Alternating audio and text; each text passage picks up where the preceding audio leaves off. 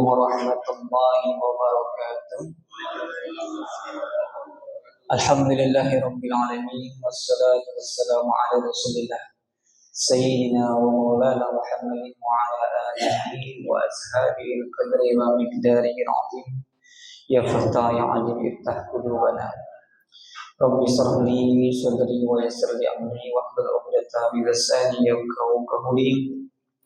وسادر لساني وحني قلبي بحق سيدنا محمد صلى الله عليه وسلم. سبحانك لا علم لنا إلا ما علمتنا إنك أنت العليم الحكيم. أما بعد. Alhamdulillah, puji syukur kepada Allah Subhanahu wa taala yang Allah masih memberikan kita nikmat iman, nikmat kesempatan, yaitu nikmat ketaatan yang paling agung, yaitu adalah nikmat ketaatan. Insyaallah kita lanjutkan kajian ini di dalam kitab Taqriratus Sadidah, yaitu Qismul Ibadah, bab yang menerangkan tentang fikih ibadah. Jadi namanya sebenarnya Ahmad Rabi, putranya tidak ada. Jadi kemarin di pertemuan yang sebelumnya kita membahas tentang masalah rukun. Rukun di dalam sholat. Rukun ini hukumnya wajib, akan tidak sah orang yang meninggalkan rukun. Jadi sebelum sholat ada yang namanya syarat sholat. Ada syarat sholat. Setelah syarat sholat ada yang namanya rukun. Jadi rukun ini sudah kita jelaskan kemarin, ada 13 panjang lebar sampai beberapa kali pertemuan kita jelaskan. Salah sampai 2 kali atau 3 kali pertemuan. Jadi memang menjelaskan fikih itu butuh waktu yang lama. Bahkan kita dulu kalau menjelaskan satu bab itu bisa berbulan-bulan. Dalam setiap hari kita kaji. Karena kita di situ menjelaskan tentang keterangan, permasalahannya, pengertiannya. Nah, rukun ini hukumnya wajib, maka tidak sah orang yang meninggalkan rukun. Jadi rukun sholat kemarin ada 13. Qiyamul qadri, berdiri dengan mampu. Kalau dia mampu, dia duduk, sholatnya sudah sah. Kalau dia sholat sunnah, mampu tidak mampu pun tetap sah sholatnya. Berbeda sama sholat fardu. Kalau sholat fardu, wajib dia berdiri. Tapi bagi yang mampu, kalau dia tidak mampu, gugur kewajiban tersebut. Kemudian takbiratul ihram kemarin kita jelaskan. Wajib melafazkannya Allahu Akbar. Sudah kita jelaskan kemarin. Kemudian Al-Fatihah wajib. Al-Fatihah ini wajib dibaca maupun jadi makmum maupun jadi imam, wajib qiraatul Fatihah. Hukumnya wajib. Kapan gugur? Cuma siko ketika dia menjadi masbuk. Masbuk pun ketika dia memang tidak menemui imam di berdiri, tapi dia menemui imam di ruku, maka langsung dia ruku. Gugur Al-Fatihahnya kalau jadi masbuk dan dia Al-Fatihahnya ditanggung oleh imam. Kemudian ada namanya masbuk muafiq. Dia masbuk tapi menemui imam masih sempat dibaca Al-Fatihah. Nah, ini tidak boleh dia gugur Al-Fatihahnya. Seperti kalau masbuk. Jadi dalam fikih itu ada namanya makmum, ada namanya masbuk, ada namanya masbuk muafiq. Kalau makmum, orang yang ikut takbiratul ihram ma'al imam, bersama imam.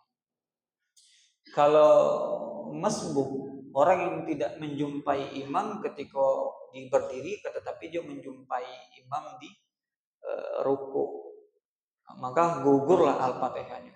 Tapi dia dengan syarat ketemu imam di ruku sekedar bacaan subhanallah. Nah, ini ada kalanya gugur Al-Fatihah tersebut. Ada kalanya namanya masbuk muafiq, atau dia ketemu imam jadi masbuk, tapi dia masih sempat baca Al-Fatihah. Nah, ini tidak boleh dia ikut ruku. Tetap dituntaskannya Al-Fatihahnya. Contohnya seperti imam baca surah. Nah, surah ini agak panjang, surah An-Nas atau Al-Falaq. Ini masih sempat dibaca Al-Fatihah. Wajib dia menunaikan Al-Fatihah sampai tuntas. Baru imam ruku, barulah dia ikut ruku. Karena dia masih ketemu imam dan dia sempat membaca Al-Fatihah. Jadi wajib baca Al-Fatihah bagi si imam dan si makmum. Nah, kemudian yang membedakan lagi, kenapa di fikih itu dibahas pertama kali bab rukun, setelah rukun sholat, barulah sunnah-sunnah dalam sholat. Sunnah-sunnah dalam sholat, setelah itu baru kita masuk makruhan, hal-hal yang dimakruhkan dalam sholat. Nanti yang terakhir baru hal-hal yang membatalkan sholat. Jadi ada 5 bagian sebenarnya. Yang pertama itu syarat. Cuman tidak ada kita bahas kemarin. Langsung kita ke rukun. Sekarang kita masuk sunnah. Nanti baru makruh-makruh di dalam sholat. Baru hal yang membatalkan sholat. Jadi kita tahu nih, oh ini makruh, oh ini sunnah. Kenapa kalau di fikih itu diutamakan yang wajib dulu? Karena kita dipinta memprioritaskan yang wajib. Karena itu rukun. Banyak kekeliruan karena dia tidak paham fikih. Contoh, waktu sholat Idul Fitri sama Idul Adha. Itu kan disunahkan untuk rakaat pertama, disunahkan takbir 7 kan? 7 kali. Allahu Akbar. Subhanallah, alhamdulillah, wa la ilaha illallah, Allahu Akbar. Hukumnya sunnah. Nah, pernah kejadian imam ini maklumlah sholatnya setahun sekali, lupa. Allahu Akbar. Bismillahirrahmanirrahim. Nah, kacau nih sholat Idul Fitri kok takbirnya langsung sekali. Sah tak sholatnya? Tetap sah. Yang wajib itu cuma takbiratul ihram. Mau 3 kali, mau 2 kali, karena hukumnya sunnah. Jadi kalau kita paham, kita tidak bisa menyalahkan orang. Imam kan manusia juga, ada lupa juga, ada khilaf gitu. Jadi kalau kita paham, sudah ini sunnah. Yang penting dia penuhi rukun-rukun. Begitu juga jadi masbuk ketika salat Idul Fitri. Allahu Akbar, Allahu Akbar. Imamnya sudah takbir yang ketiga. Jadi masbuk. Tidak mesti dia kejar Allahu Akbar, Allahu Akbar. Ikuti langsung Allahu Akbar. Karena takbir tadi hukumnya sunnah. Yang wajib itu cuma takbiratul ihram. Nah, itulah pentingnya kita mengetahui mana yang kita prioritaskan, yang wajib, mana yang sunnah. Insyaallah kita bahas sekarang babus sunan sholat. Bab yang menerangkan tentang sunnah di dalam pelaksanaan sholat. Kemarin sudah sedikit saya bocorkan. Jadi ada namanya sunnah qabla sholat. Sebelum sholat itu kita ada sunnah-sunnah. Nanti dijelaskan azan, iqamah. Ada lagi sunnah-sunnah di dalam sholat. Nah, ini paling banyak. Setelah di dalam sholat ada lagi sunnah-sunnah ba'da sholat. Jadi banyak sunnah. Jadi begitu banyak. Wahia bismillahirrahmanirrahim qala musannif rahimahullah nafa'ana bihi wa bi ulumihi fid dharain amin ya rabbal alamin. Qala musannif wahia sunnahul kasyiratun. Sunnah-sunnah di dalam salat itu begitu banyak. Aw salaha ba'duhum ila, sebagian para ulama itu menghimpun sampai 500 salat. Khamsin mi'ah, 500 salat. Disunnati di dalam salat. Wa ba'duhum, dan sebagian lagi ada yang mengisahkan sampai mi'ah, 100 mi'ah sunat, 100 sunat. Wa ba'duhum ila, dan sebagian lagi mengatakan sampai alfi sunatin, sampai 1000 sunnah. Jadi banyak pelaksanaan sebelum, dari wudu, sunnah-sunnahnya, kubur-kubur, berdoanya 3 kali. Kalau kepala itu wajibnya Imam Syafi'i itu cuma dikir itu sudah wajib. Sunnahnya sampai mengguyur kepalanya dikembalikan lagi. Jadi masih banyak sunnah-sunnahnya. Makanya di sini dihimpun ulama sampai 500 sunnah. Ada yang mengatakan sampai 1000 sunnah. Wahia fadliha qala Allah Ta'ala, sebagaimana Allah katakan di dalam hadis qudsi, man ada li waliyan faqad azantuhu bil harbi. Barang siapa yang menyakiti waliku, kata Allah di dalam hadis qudsi, kata Nabi dalam hadis qudsi, maka akan aku umumi untuk berperang. Jadi ada orang itu yang memang jadi kekasihnya Allah. Makanya tapi kita tidak tahu yang mana yang wali. Yang tahunya wali, la yariful wali ilal wali. Tidak tahu wali kecuali sama wali itu juga. Nah, jadi kita husnuzon gitu, berbaik sangko, semua orang itu baik, semua orang itu wali. Jadi kita tidak akan untuk menyakiti seseorang. Kata Allah, kata Nabi di hadis qudsi, barang siapa yang menyakiti waliku, kata Allah, maka akan aku umumkan untuk berperang. Kemudian sambungan lagi hadis ini, wa ma taqarraba ila abdi bisai'in ahabba ilayya mimma ibtaradtuhu alaihi. Dan tidaklah seorang hamba mendekat kepadaku dan aku cinta kepadanya kecuali mereka melakukan hal-hal yang aku perintahkan, yang fardu, fardu. Wala yazalu abdi yataqarrabu ilayya bin nawafil hatta uhibbahu. Dan tidaklah selalu bagi hambaku yang selalu mendekatkan diriku dengan melakukan hal-hal yang sunnah. Nah, ini lebih aku cintai dan aku sangat mencintainya. Jadi sudah fardu barulah yang sunnah. Jadi kita tapi dipinta untuk sempurnakan yang fardu. Yang fardu sempurna barulah kita melakukan hal-hal yang sunnah. Nah, ketika kita melakukan sunnah ini, disitulah mendatangkan kecintaan Allah Subhanahu wa taala. Jadi bagaimanalah kita seumpama analogi kita kerja. Kita kerja nih, yang tidak disuruh bos kita kerjakan juga, nyuci motor, padahal kita bukan kewajiban gitu. Nah, otomatis kan ditambah kelebihannya, ada rasa kasih sayang bos itu. Nah, gitulah gambarannya. Faiza ahabatu, kalau aku sudah cinta, kuntu sam'ahul ladzi yasma'u, maka setiap pendengarannya akan aku jadikan sebagai pendengar. Jadi setiap pendengarannya Allah jadikan untuk pendengaran Allah. Wa basyarahu allazi yubsiru bihi, dan setiap pandangannya akan aku jadikan sebagaimana pandangan Allah. Wa yadahu allati, dan setiap tangannya yafsatuhu biha, akan menjadi bagian dari kudrat Allah. Dan wa rijalahu lati yamsi biha, dan setiap kaki perjalanannya itu akan aku iringin langkahnya. Jadi para kekasih Allah itu mereka betul-betul dijabah sama Allah. Allah udah dekat sama dia, pendengarannya di pendengaran Allah. Wala in sa'altani, dan kalau sungguh dia meminta kepada aku, kata Allah, la u'tinahu, maka akan aku berikan apa yang dia minta. Wala in ista'zani, kalau dia minta perlindungan kepadaku, la u'izzatahu, maka akan aku berikan perlindungan. Makanya kalau Bali itu kalau berdoa cepat dijawab sama Allah Subhanahu wa taala.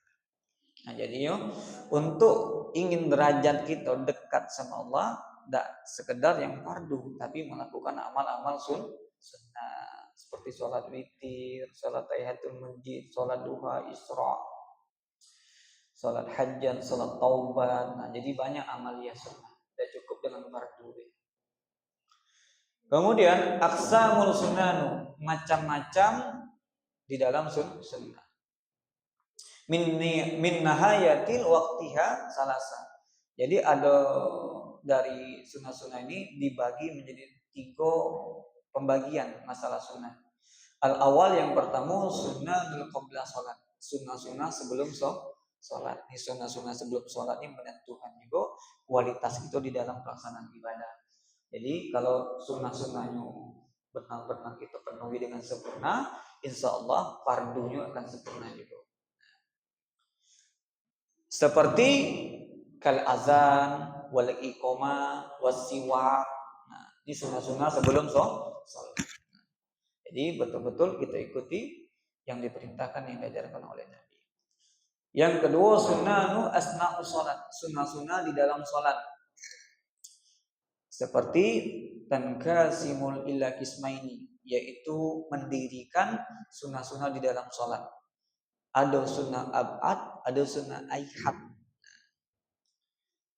Ab'ad, sunnah ab'ad, yaitu wasumiyan bizalika li'annaha asbahatil faraid. Kalau sunnah ab'ad itu hampir seperti wajib, akan tetapi tidak wajib. Tetapi dia sangat dianjurkan, ditekankan untuk melaksanakan. Nanti di pembahasan makruh-makruh di dalam sholat, salah satunya makruh meninggalkan sunnah-sunnah aihat dan ab'ad. Jadi makruh itu mengurangi pahala kita di dalam sholat. Jadi rugi meninggalkan sholat. Ibaratnya kalau mandi itu ada orang yang mandi gosok gigi, pakai sampo, pakai sabun, kan sempurna. Ada yang mandi sama-sama mandi, tapi ini beda kualitasnya. Begitulah kalau orang yang mengerjakan sunnah-sunnah. Kemudian fayab talabu sujudis sahwi iza tarokaha, dan dipinta kalau dia meninggalkan sunnah abad, dia dipinta disunahkan untuk sujud sahwi iza tarokaha, kalau dia meninggalkan, mau sengaja mau tidak sengaja, sunnah bagi dia untuk sujud sahwi. Nah, sujud sahwi ini itu untuk menutupi, mengcover kecacatan, kekurangan dia di dalam sholat. Kata ulama, ketika kita sujud sahwi, ketika melakukan hal-hal yang meninggalkan sholat sunnah apa, itu setan itu kesal dia. Kenapa? Sudah tertutupi dengan sujud sahwi. Nah, kita kembalikan lagi, sujud sahwi hukumnya sunnah. Seandainya dia lupa, ya sudah, berarti sudah terlewatkan. Kembali lagi, sujud sahwi pun hukumnya sunnah. Wahia bil ijma'i salasa. Sunnah abad itu ada 3 di dalam sholat. Yang pertama tasawudul awal. Tasawud awal. Kalau dia tinggalkan sengaja, tidak sengaja, sholatnya tetap sah. Cuman sunnah dia sujud sahwi. Kalau dia tinggalkan dengan sengaja, mengurangi pahalanya. Bahkan makruh sholatnya. Salah sah, cuman makruh. Makruh itu tidak suku, artinya mengurangi daripada derajat pahala. Itu yang pertama, yaitu tasawuf awal, yaitu waqa'udu salat wa salatu ala nabi fihi, dan salawat nabi ketika duduk tahiyat. Atau dia duduk tahiyat awal, cuman dia duduk tidak baca at-tahiyatul mubarakatus shalawatut thayyibatul lillah, tidak dibacanya sunnah sujud sahwi. Karena di sini dipinta juga salah satu sunnah baca tasawuf awal yang salawat kepada Nabi, Allahumma sholli ala sayyidina Muhammad wa ala ali sayyidina Muhammad. Sampai situ. Nanti kita pembahasan juga di makruh sholat. Nah, makruh memanjangkan tasawuf awal. Kalau sholat maghrib kan ada tasawuf awal, kalau subuh tadi tidak ganti. Sholat yang 4 rakaat, 3 rakaat itu ada tasawuf awal. Kalau dia memanjangi, hukumnya mengurangi. Yang kita panjang itu disunahkan menambah doa di tasawuf akhir, ditambah atau Allahumma inni a'udzubika min azabil qabri wa min azabi jahannam, Allahumma ya muqallibal qulub tsabbit qulub. Sunnah bagi imam atau makmum menambah doa di tasawuf akhir, hukumnya sunnah. Nanti di sini dibahas juga makruh meninggalkan doa tasawuf akhir, rugi itu. Jadi makruh meninggalkan sunnah tersebut. Kemudian termasuk sunnah salah satunya al-qunut. Qunut itu qiyamuhu wassalatu ala nabi wa ali washabihi bihi. Yang dikatakan qunut itu adalah sifatnya doa. Jadi kalau orang itu tidak hafal kunutnya boleh Rabbana atina fid dunya hasanah wa fil akhirati hasanah wa qina adzabannar. Tapi menjelang ini belajarlah, jangan ini terus. Oke, kata Ustaz ini boleh sudah pakai itu sunnahnya kunut itu artinya doa. Atau kalau dia tidak hafal boleh jangan nge-HP Allahumma hadina fi man hadait wa afina fi man afait, boleh pakai. Yang penting jangan 3 kali bergerak. Nah, kalau dia meninggalkan kunut, sunnah bagi dia dipinta untuk sujud sahwi karena termasuk sunnah abad. Atau dia baca kunut tapi tidak ada salawat Rasulullah sallallahu Muhammadin nabiyil ummi wa ala alihi washabihi wa baraka wasallam. Nah, dipinta juga untuk sujud sahwi karena kunut itu kan satu paket. Nah, dipinta untuk juga sujud sahwi kalau dia meninggalkan sengaja atau tidak sengaja, sunnah bagi dia sujud sahwi. Nah, cuman sujud sahwi ini bisa wajib. Kapan jadi wajib? Kalau imam sujud sahwi, si makmum wajib ikut sujud sahwi. Karena dia masih terikat posisi sama imam makmuman. Kalau tidak sujud sahwi, imam sujud sahwi ini sebelum salam fil alamin innaka hamidum majid, kata imam sujud 2 kali. Subhanallah ya namu wa ya 10 kali. Imam, si makmum tidak mau sujud, kan imam yang salah. batal sholat si makmum.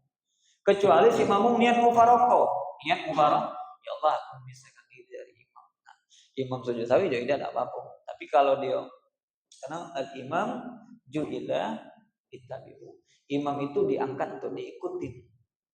Jadi kalau imam sujud sawi, wajib si makmum ikut sujud sawi. Kalau makmum dan sujud sawi batal kecuali dia niat memisahkan diri sama imam.